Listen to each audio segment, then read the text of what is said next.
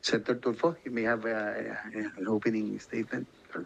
Thank you, Mr. Chair. I've seen a report that says last year there was a 2.2% drop in our tourism or tourist visit to our country. And yung pre-pandemic years, hindi na tayo naka-recover and it keeps dropping. And of course, may mga reasons ibinigay sa atin ng ating gobyerno, Department of Tourism. Nandiyan yung infrastructure na pag-usapan natin kanina, yung airport, seaport, of course, airfares, roads, etc. And dagdag pa dyan, sabi nga ng Department of Tourism, maliit lang yung budget natin sa marketing, $52 million compared to $52 million compared to hundreds of millions of dollars sa other countries. So, ang point ko rito ngayon is kung anong meron, pagtsagaan na lang natin siguro muna. Okay? So, having said that, para sa akin, ang focus siguro natin sa marketing. Nakikita ko. Pero bago natin pag-usapan sa marketing, pag-usapan muna natin anong reason bakit nagkaroon ng draft ng tourist visit from Korea. And isa dyan, nakita ko ata dahil may namatay ata na Korean tourist. So kumalat yun sa Korea. So peace and order, is that a problem? And then number two, bakit nagkaroon ng big drop sa tourist arrivals from China? Is it because of West Philippine Sea, may tension sa country ng Philippines and China? So naging maigpit ang China sa kanilang mga advisories dahil na wag pumunta mo ng Pilipinas and all. Now, let's talk about marketing. Okay, yes, $52 million. That's roughly 3 billion pesos. Bakit hindi tayo makipag-tie up sa mga travel bloggers? Marami yan mga travel bloggers. We connect with them, whether local or abroad. So kung target natin ay mga Korean tourist, so dapat makipag-tie up tayo sa mga bloggers ng mga Koreano. Kung target natin Japan, makipag-tie up tayo sa mga vloggers na Japanese para i-promote yung ating bansa. I think kulang tayo sa departamentong yan. And may nakita akong vlog ng Amerikano, Mr. Chair, sa TikTok, sinisiraan tayo. Sa halip na puriin tayo, ang nakalagay pa ata doon, Boracay, ano bang caption niya doon? Paradise or scam? Para malaman ng ating Secretary ng Tourism, pagdating mo dun sa Boracay, meron kang nakalagay doon, non-tourist and tourist. So merong pila ang non-tourist at may pila ang tourist. Sa tourist, foreign tourist, nakalagay pala local tourist and then foreign tourist. Merong 5 pupuntang kambot at bawat booth mag-register ka doon at meron kang babayaran. Doon pa lang nakikita na parang scam agad. This is going to Boracay. So ba't kinakailangan pang pipila ka ng maraming beses para lamang ikaw ay makasakay sa bangka?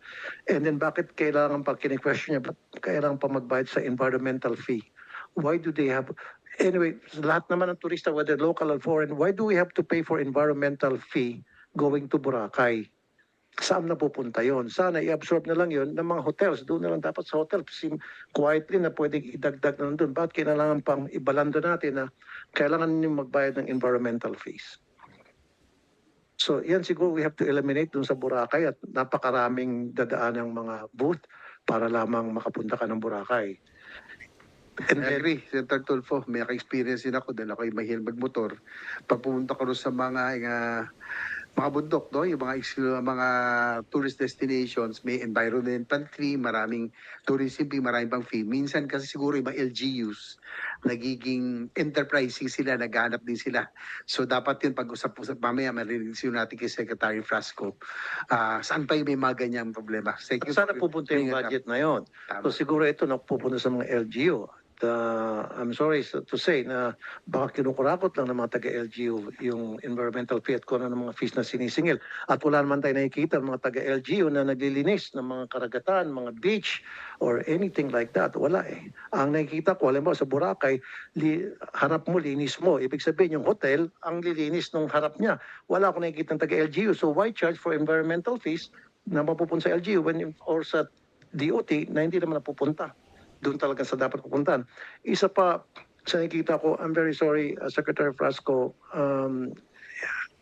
parang lumilito na ikaw ay nagiging vlogger na it will not sell pag doon sa mga marketing materials natin puro mukha mong nakalagay doon. It shouldn't happen kasi another thing one thing na na-notice ko, halimbawa meron tong sa Japan ba ito na magazine.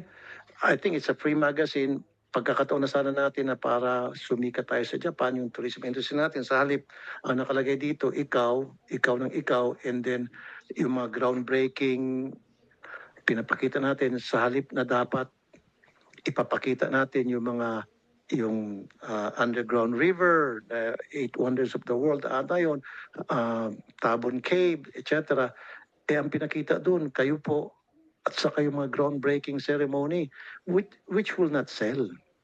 If we want to sell something, pakita po natin yung mga tanawin o yung mga reasons why tourists will visit the country. Kasama na po dyan yung mga lugar na pwede pupuntahan, food, wellness, di ba, adventure. Those are the things that people would like to see, the tourists. And pumunta po ako sa website natin, wala ako masyadong nakikita ng mga lugar na kaakit-akit na para mainganyo yung mga tourist na pumunta. Nakikita ko puro mga festivals. I don't know kung iba yung napupuntahan ko website. Yeah, maganda po yung festivals. Pero kung kailangan natin talagang ma-invite yung mga tourists to come to our country, ano ba yung reason ba't nagtutour yung mga tao?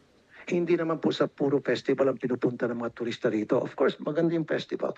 Pupunta sila rito for adventure, wellness, food, culture, and things like that. So yun po dapat ang binibenta natin. Huwag po natin ibinibenta yung maling mga bagay na hindi naman in-expect ng tourists when they arrive in our country. And lastly, dapat yung pagdating pa lamang sa airport, we have to identify who are the tourists, if possible, na vlogger. Kasi malaking dagok to sa atin na pag meron isang vlogger pumunta rito tapos siniraan tayo, magkakaroon ng domino effect yun sa bansa na kung saan sila, not only doon bansa kung saan sila, kundi yung mga followers nila. Tulad nitong American na vlogger, meron pang isa, siniraan tayo, at least itong American, medyo pino pa siya, kaya lang nakakasira. So, dapat po, DOT, makipag-tie up po tayo sa mga local vloggers. Marami naman tayong mga local vloggers dito eh. Makipag-tie up po tayo sa mga foreign vloggers. I'm sure makakatulong in one way or the other. Thank you, Mr. Chair. Thank you. Probably we can continue. Mr. Chair, Yes, Secretary Frasco. may I be given an opportunity to? Yes, please. Yes. First of all, Mr. Chair, I'm very grateful to Senator Tulfo for bringing up the necessary interventions as far as safety and security is concerned, as this is indeed one of the most important sources of travel confidence coming into the country. And therefore, we are in full agreement that there is a need to ensure that the whole of government is working as far as tourist safety. On the side of the Department of Tourism, to the extent that our mandate allows, our Office of Human Capital Development has trained over 8,000 tourist police that are designated in various destinations in the country in partnership with the Department of Interior and the PNP. In addition to this, in conjunction with our work with the Korean Embassy as well as the Korean Cultural Center, we have also begun trainings on Korean-speaking tourist police. Third, with the establishment of the Tourist Assistance Call Center, a first in the Philippines, we have also already trained and deployed Korean-speaking call center agents. The call center is 151 Tour or 8687, and it has already received over 23,000 calls. But then again, all of these efforts are for naught with a single or repeated instance of harm put upon our tourists by lawless elements. This is why we continue with our advocacy that tourist safety should be a top priority. So prevailing has been this advocacy on the part of the Department of Tourism that we have actually proposed the convening of a national tourism task force on tourist safety.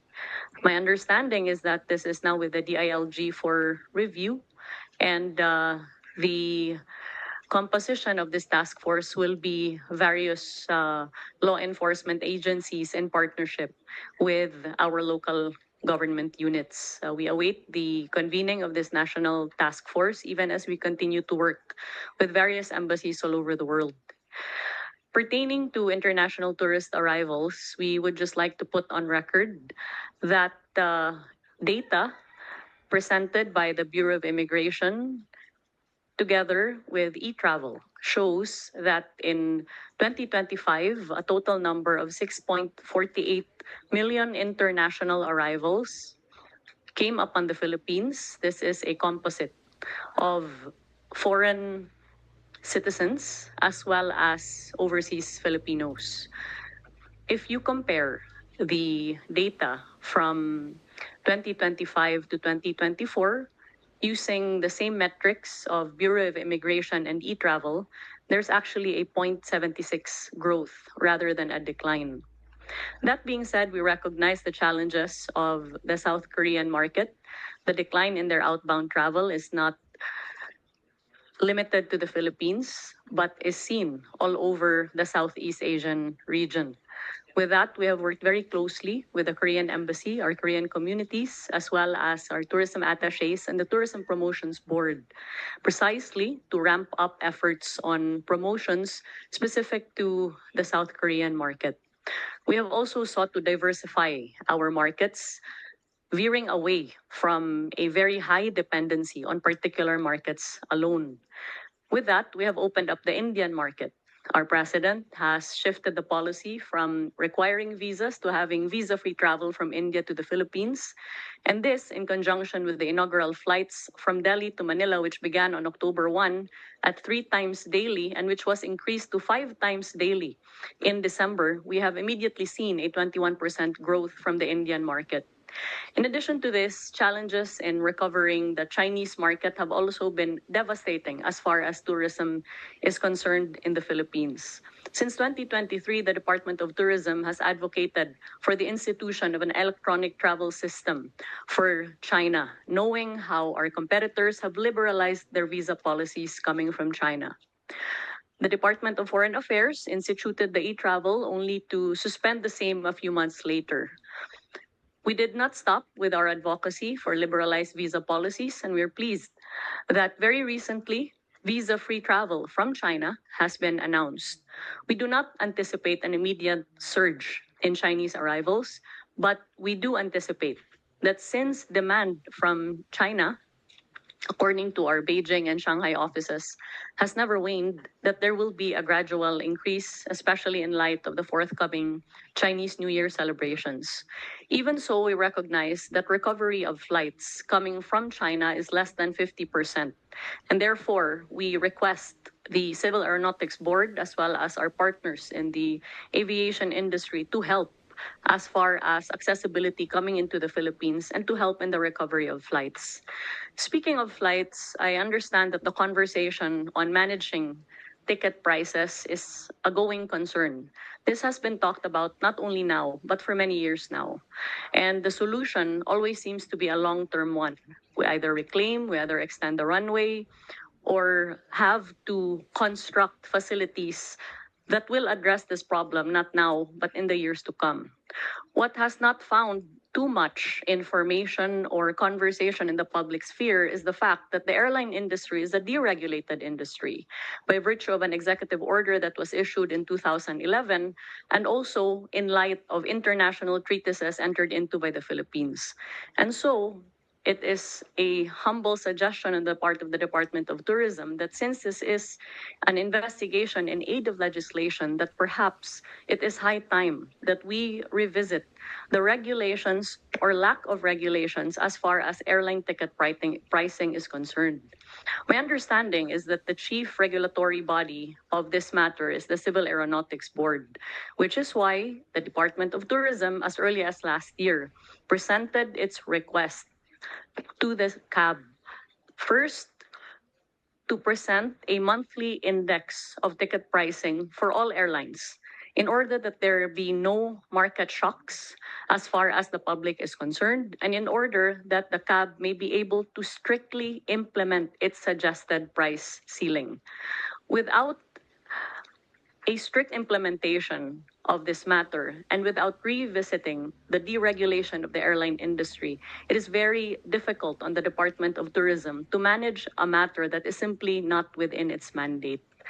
That being said, as far as promotions is concerned, and which is our chief mandate, I would like to put on the record a matter that has been already clarified by the Department of Tourism. In that, the magazine that bore my image, called Philippine Topics, that was published in Japan and subsequently distributed for free, absolutely had no consent, funding, or information on the part of myself or on the part of the Department of Tourism. I did not pay for that magazine. No government funds were used for that magazine, and my consent was never obtained in the use of my image for that magazine. That being said, I wish to clarify that the Department of Tourism maintains two social media sites. One is the corporate site, which reports on the activities of the agency as well as the head of its agency. As far as the programs and projects of the Department of Tourism is concerned, and inevitably, as I have sought as best I can to be as present as possible in all the destinations in the country that have been visited by us in the past 3 years, perhaps that is the reason why my face prominently appears in the Department of Tourism's website, as that reports on our activities.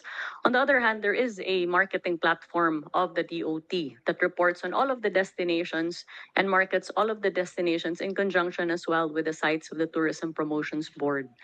So we wish to assure this committee that the Department of Tourism has worked as hard as it could as far as promotions is concerned and has advocated as fiercely as possible as far as matters that can help or harm Philippine tourism but are simply not entirely within the mandate of the DOT. Thank you.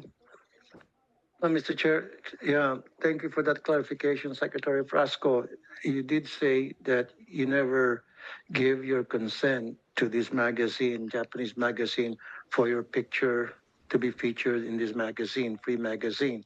So what did you do after you learned that they use your picture, your image, and all, and even some items here that describes who you are? So how did they know who you are without you or some of your people telling them? And what did you do after you've learned, for example, if it's really true what you're saying, that they were using your pictures without their consent? Did you do anything? Yes, definitely, Mr. Senator. An immediate investigation was conducted upon my directive, and this is how we were able to find out that Philippine Topics magazine had sought permission to cover the Philippine Expo Pavilion in Japan. This was during the launch of the Philippine National Day of the country in Osaka Expo. And so they were given access to cover the Philippine National Day in Osaka. And my understanding is that the photo that was used as cover for the magazine was lifted from the coverage of that particular event. And the contents of the magazine are all lifted content These are not the product of interviews that were conducted by them towards me, as there was never any.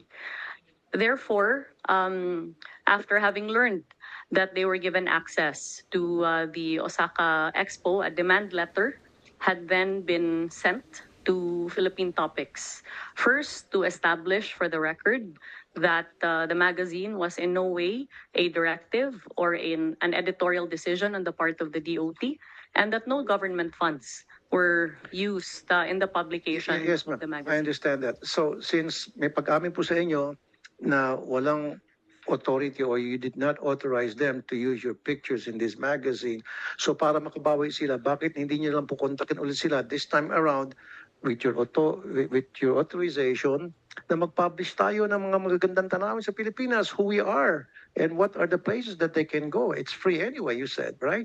So why not contact them? Parang quits na tayo. Sige, nilagay nyo kami dyan ng walang paalam. Ngayon naman, may paalam na kayo, pero itong ilalagay nyo. So we will dictate to them what we want published in their magazine since it's free. Why don't we do that? Kasi mataas ang circulation nito, I would suppose, because it's a free magazine. At maganda, glossy to magazine na ito. So why don't we take advantage of that? My And also, ma'am, huwag ka magalit, kasi marami na akong natatanggap ng mga, feedback from other people na pagdating sa promotions, dapat ang pinopromote yung lugar, hindi dapat yung tao.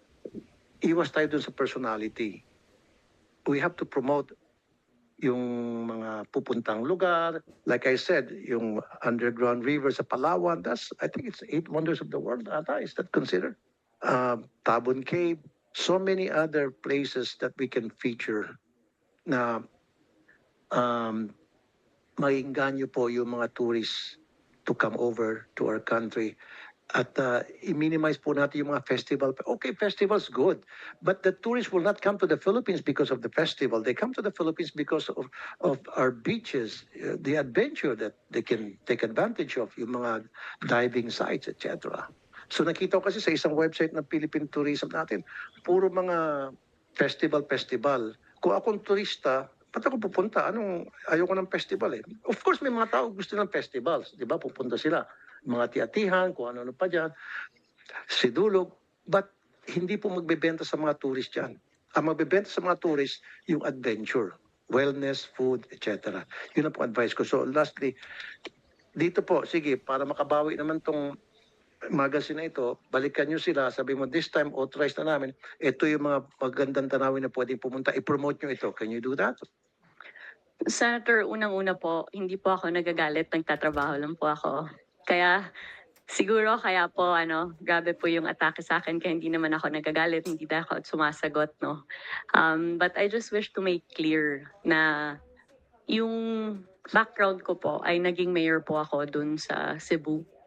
Kaya yung manner, yung urgency, yung presence ng pagtatrabaho, ayun po yung background Okay, ko. yes ma'am. Hindi po ako sanay na magtrabaho sa loob lamang po ng opisina. Nandyan po ako on the ground. In less than 3 years po, nabisita na po natin yung lahat ng rehiyon ng Pilipinas and around 75% of all the 83 provinces of the Philippines. I agree with you, ma'am, totally. Yeah. Hardworking po kayo. Now, sabi niyo po, yung sa magazine, wala pong consent niyo, ilagay mukha niyo. How about dito po sa mga airport sa Cebu? Nandito po yung mukha niyo, welcoming the tourists That's actually not an airport in Cebu. That, I believe, is in Boracay. in Boracay. Yes. So instead po ng picture, like I said, Yes, nothing yes. personal with you, mama. Instead, sabi ko kanina, personality, ba't di na lang tayo maglalagay ng mga lugar na pwedeng puntahan na para, like I said kanina, for the end time, maingganyo yung mga tao na, sige, pupunta ko, ang ganda niyan.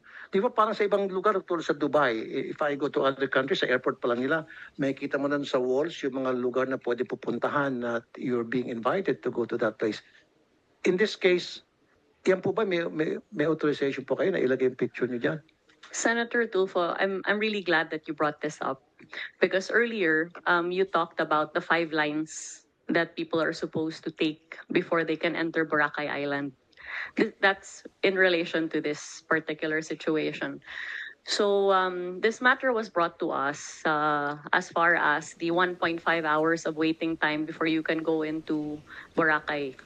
Considering that the port is being operated by the provincial government of Aklan, we then, as far back as 2 years ago, approached the governor as well as the mayor to provide guidance as far as how they can improve the tourist experience in Boracay.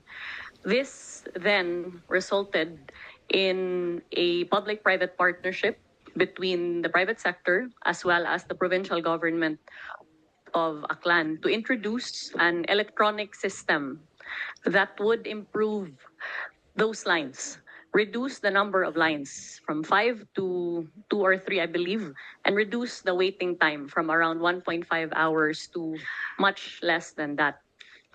As I recall, the product of the PPP was launched last year, and I'm told that this tarpaulin was put up because I was supposed to have arrived at the inauguration of this PPP project.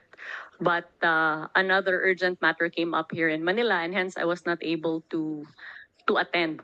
That is the reason why that welcome tarpaulin is there. But I did not direct the putting up of that tarpaulin, but the reason why it's there is because they put it up as a welcome sign at the launch of that PPP project to improve the ticketing of Boracay. Nonetheless, when this matter was brought to light, we actually already ordered all of our regional offices, including Region 6, to take down any offending material, as the case may be, or any material that bears my image. But at the end of the day,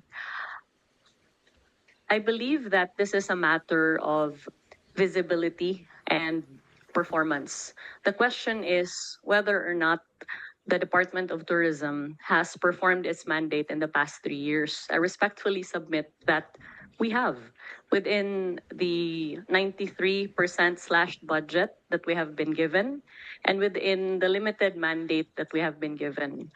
But it's quite impossible for us to deliver a miracle if we are not provided with the appropriate funding and if we do not obtain the necessary assistance that is needed in order to ensure that infrastructure, connectivity, safety and security, and all of these matters are addressed. Okay, ma'am, huwag kayong magalit ha. Bine-voice out ko lang kung ano yung mga sinasabi ng netizens, kung ano yung nakarating sa akin sumbong. Now, sabi niyo po, yung sa Korea, wala kayong authorization doon, maging sa airport, may authorization ba kayo na para ilagay yung picture niyo? And then isa pa po, meron ditong promotion na kayo po'y nakasakay sa bangka and you're promoting the Philippines at kayo po'y nakadamit ng mga bulaklakin at sa Lake Cebu ba ito? Ito ba'y walang authorization nyo rin na ilalagay po yung mukha nyo doon sa cover ng magazine na kayo po'y nakabihis at parang nag-invite ng mga tourist? Senator Tulfo, that photo I believe you're pertaining to is one that was taken during the Philippine Experience Program, Heritage, Culture, and Arts Caravan that the Department of Tourism implemented in the Soc-Sargen region. That is not a promotional material, but that's actually coverage of the activities of the department. That photo was taken at the time when we held the Philippine Experience Program in South Cotabato. So bakit hindi na lang po model na taga mismo native po sa lugar na yon, nakilala sa lugar na yon? Why you? That photo was taken during my presence at the Yes, ma'am, South I know, I Cotabato. understand. Yes. We don't have any fight on that matter. What I'm trying to say is, someone who's recognized in that community, in that place, yung kilala, kunyari, miss kung anong bansa, ano bang lugar po yan? That's Lake Cebu. Cebu. Oh, how about Lake Cebu. Yes. Lake Cebu in Cebu? In South And Cotabato. so, how about Miss Cotabato instead of you? Nakilala sa lugar na yan. Senator So, Tulfo, let me clarify No, that. no, ma'am, let me finish Yes. first. Mm. Kanina hindi kita in-interrupt. So bakit hindi na lang po yung isang native na kilala ng mga tao na kapag nakita nila, agad-agad maintindihan nila bakit siya nandyan as opposed to ikaw. Isa pa po. Ma'am, these are the things that I'm trying to voice out today, nothing personal, nothing about you. These are the complaints that my office received, my action center received. They came to me and they talked to me and they told me everything I'm telling you now. Isa pa dito, meron sa isang, ano ba to? Pinakita sa amin na puro nakalagay frasco sa isang, sa Ninolan, Cebu. So doon sa mga, yung sa mga tabi-tabi na may mga eateries, mga karinderya. So merong kahabaan, puro karinderya sa, I think sa highway ba ito? So sa taas, sana inilagay niyo po doon yung mga lugar na pwedeng pasyalan. I'm sure na dadaan dito yung mga turista kasi highway po ito. Sa halip na ilagay niyo po yung karatula doon ng mga places na pwedeng bisitahin, ang nilagay niyo po doon, puro apelyido niyo po all the way. So siguro po walang authorization sa inyo, baka yung mga tao niyo lang pong gumawa niyan without you telling them. Baka merong gustong sumipsip sa inyo at nilagay yung name nyo. So siguro po pwede yung sabihin yung mga tao nyo next time, wag puro ako. Dapat yung mga lugar na talagang bebenta sa mga tourist. Is that good enough? Senator, with all due respect, I just wish to place on the record that the photos that have been used and transformed into memes are actually work photos. Is that AI? You're telling me that's AI? No. Okay. This is a work photo. I was in Lake Cebu in South Cotabato promoting the Philippine Experience Program. The interpretation or misinterpretation of that, of course, is up to public consumption.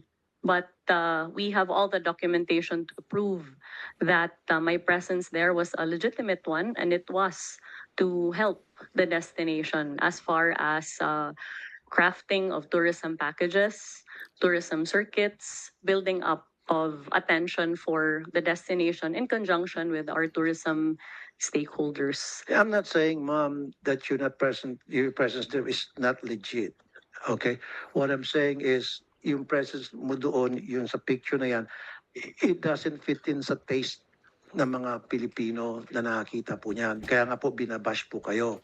Hanggang sa pumunta po sila sa action center ko para magreklamo. Nung malaman nila magkakaroon ng hearing ng ganito, they came to my office and they told me na ito yung baka pwede may parating sa Department of Tourism.